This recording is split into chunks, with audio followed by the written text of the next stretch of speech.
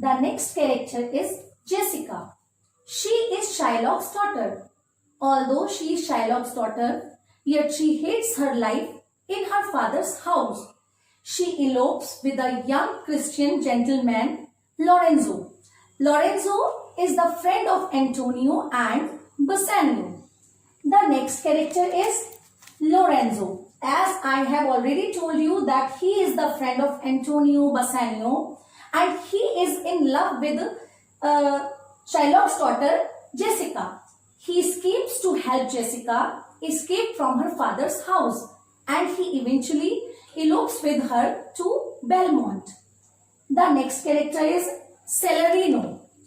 Students, when we study the very first act of Merchant of Venice, we will find Celerino with Antonio. He is a Venetian gentleman and friend to Antonio, Bassanio and Lorenzo.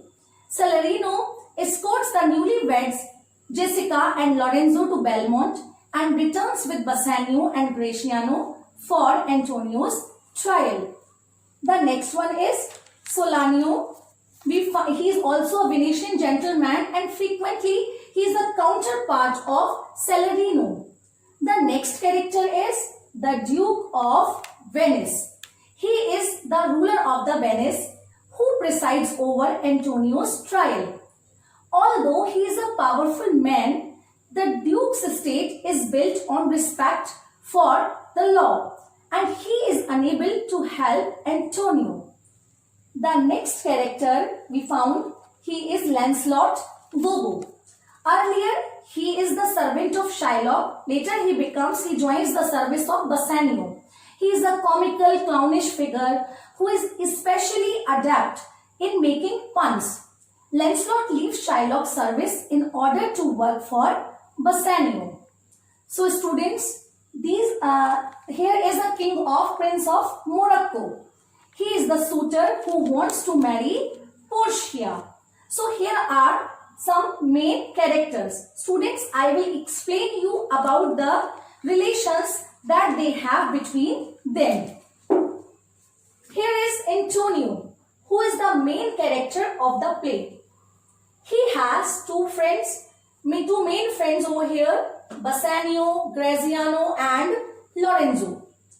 And Bassanio is his best friend.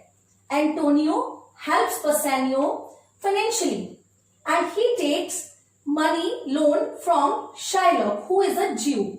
Bassanio is in love with Portia, who is the rich countess of Belmont.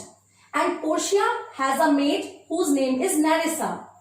Antonio's friend Graziano also in love with Nerissa. So here we found two couples, Bassanio and Portia and Graziano and Nerissa. Here we find that Shylock has a daughter, Jessica. And Antonio has also a friend whose name is Lorenzo. And this Lorenzo is in love with Jessica. So we have total 3 couples who are in love with each other. First one is Bassanio and Portia. Second one is Graziano and Nerissa. And third one is Jessica and Lorenzo. Clear, students? I hope, students, you have understood their role in the play very well.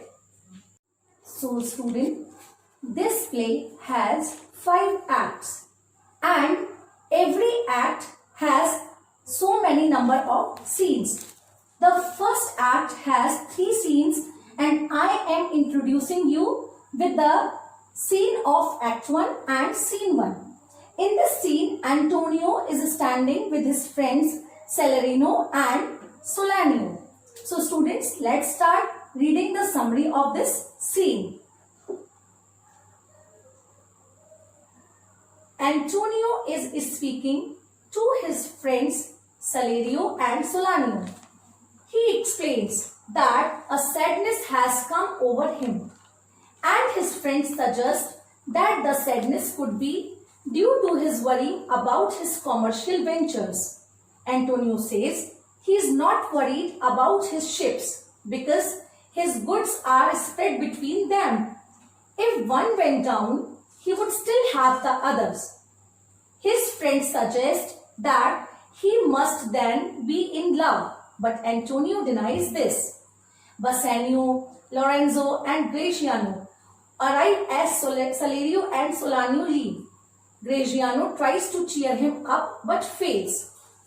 Antonio asks Bassanio to tell him about the woman he has fallen for and intends to pursue. Bassanio first acknowledges that he has borrowed a lot of money from Antonio over the years and promises to clear his debts to him. Then Bassanio explains that he has fallen in love with Portia, the heiress of Belmont, but that she has other richer suitors. He wants to try to compete with them in order to win her hand, but he needs money to get there. Antonio tells him that all his money is tied up in his business and cannot lend to him, but that he will act as a guarantor for any loan that he can get. So students, the first scene of the play introduces us to a world of wealthy upper class of Christian men who are living in Venice. Their conversation reveals that they are men of business who take great risk with money. This scene tells us about Antonio's love interest in Portia and Bassanio's concern for his friend. Now students, the next scene. This is the scene second of Act 1, in which you are seeing that Portia is with her maid Nerissa. So let's summarize this. This is the scene at Belmont. At Belmont, Portia complains to her lady-in-waiting, Nerissa, that she is weary of the world because as her dead father's will stipulates, she cannot decide for herself whether to take a husband. Instead, Portia's various suitors must choose between 3 chests, one of gold, silver and one of lead, in the hopes of selecting the one that contains her portrait. The man who guesses correctly will win Portia's hand in marriage, but those who guess incorrectly must swear never to marry anyone. Nerissa lists the suitors who have come to guess: a Napoleon prince, a Palatian count, a French nobleman, an English baron, a Scottish lord, and the nephew of the Duke of Saxony. And Portia criticizes their many hilarious faults.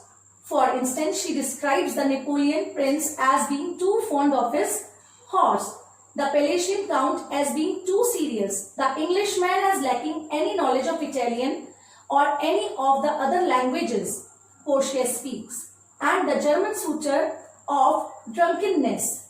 Each of these suitors has left without even attempting a guess for fear of penalty for guessing wrong. This fact reveals Portia, and both she and Nerissa remember Bassanio, who has visited once before as the suitor most deserving and worthy of praise. A servant enters to tell Portia that the Prince of Morocco will arrive soon, news that Portia is not at all happy to hear. So students, this scene introduces us Portia, the heroine of the play, and establishes the casket test through which she will find her husband. This scene also tells us that she likes Bassanio and she hopes to marry him. Now, the last scene of Act 1, which is the third scene. Here we find Shylock with Antonio and Bassanio. Let's summarize this.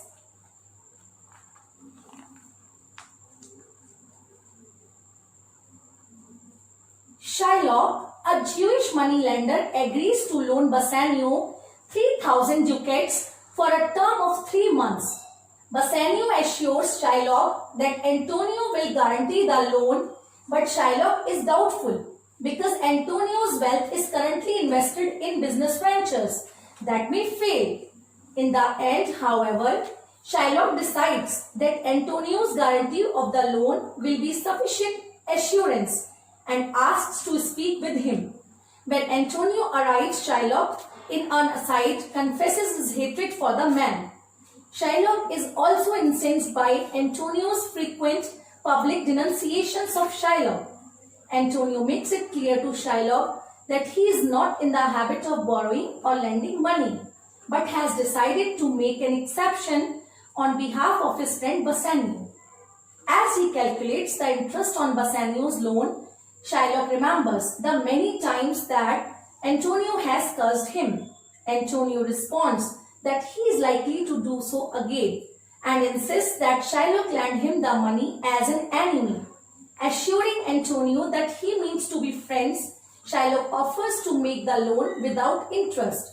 Instead, he suggests, seemingly in jest, that Antonio forfeit a pound of his flesh should the loan not to be repaid in due time.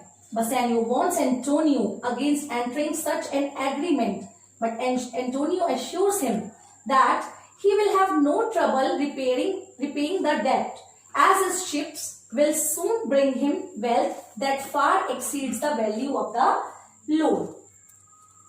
So students, this scene introduces Shylock, who is the villain of the play. He is an arresting presence on the stage. We find him extremely shrewd when we see him making the bond signed by Antonio. So students, we have finished with the first act of the play. Now we will start the second act of the play. This act has 9 scenes. So let's start the first scene of Act 2. In Belmont, the Prince of Morocco arrives to attempt to win Portia's hand in marriage. The prince asks Portia not to judge him by his dark complexion, assuring her that he is as valorous as any European man. Portia reminds the prince that her own tastes don't matter, since the process of picking chests stipulated in her father's will makes the prince as worthy as any other suitor. With a lengthy proclamation of his bravery and heroism, the prince asks Portia to lead him to the caskets, where he may venture his guess. She reminds him that the penalty for guessing incorrectly is that he must remain unmarried forever. The prince accepts this stipulation and Portia leads him off to dinner. So students, here we find that the suitor, who is the suitor? The Prince of Morocco, has arrived to win the hand of Portia, and Portia warns him that if he is unable to find the right casket, so he will have to remain unmarried throughout his life. But Prince chooses to qualify for the test, so that he wants to able to win Portia's hands. Now we will come to the next scene of the act. Here we are introduced with Lancelot Gobbo. I have told you that he is a servant of Shylock earlier. He struggles to decide whether or not he should run away from his master. Just when Lancelot determines to run away, his father, old Gobbo, enters. The old man is blind and he asks how to get to Shylock's house, where he hopes to find young Lancelot. Because his father does not recognize him, Lancelot decides to play a prank on him. He gives the old man confusing directions and reports that Lancelot is dead. When Lancelot reveals the deception, old Gobbo doubts that the man before him is his son. But Lancelot soon convinces his father of his identity. Lancelot confesses to his father that he is leaving Shylock's employment in the hopes of serving Bassanio. Just then Bassanio enters and the two plead with him to accept Lancelot as his servant. Bassanio takes several moments to understand their bumping proposition, but he accepts the offer. Bassanio then meets Gratiano, who asks to accompany him to Belmont and agrees on the condition that Gratiano tame his characteristically wild behavior. Gratiano promises to be on his best behavior and the two men plan a night of merriment to celebrate their departure. So here students, we are introduced with the servant of Shylock who is unhappy with his master's ways. So he tries to work for Bassanio and he and his father plead Bassanio that he should keep him in his service. Now we come to the third scene of this act. Shylock's daughter Jessica bids goodbye to Lancelot. She tells him that his presence made life with her father more bearable. Jessica gives Lancelot a letter to carry to Bassanio's friend Lorenzo, and Lancelot leaves almost too tearful to say goodbye. Jessica, left alone, confesses that although she feels guilty for being ashamed of her father, she is only his daughter by blood and not by actions. Still, she hopes to escape her damning relationships to Shylock by marrying Lorenzo and converting to Christianity. Students, in this act, we find that Jessica, who is the daughter of Shylock, wants to leave his father's home.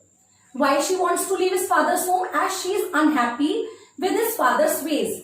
And she has a scheme, she has a plan to elope with Lorenzo, whom she is in love with. And she has a plan to convert into a Christian. Let's come to the fourth scene of the act. In this scene, on a street in Venice, Gratiano, Lorenzo, Salerno and Solanio discuss the plan to unite Lorenzo with Jessica. Gratiano frets that they are not well prepared, but Lorenzo assures the men that they have enough time to gather the necessary disguises and torch bearers. As they talk, Lancelot enters bearing Jessica's letter. Lorenzo bids Lancelot to return to Shylock's house in order to assure Jessica secretly that Lorenzo will not let her down. Lorenzo departs and Lorenzo orders his friends to prepare for the night's festivities. Salerno and Solanio leave and Lorenzo relates to Gratiano that Jessica will escape from Shylock's house by disguising herself as Lorenzo's torchbearer. Lorenzo gives Gratiano the letter and asks Gratiano to read it, then leaves excited for the evening's outcome.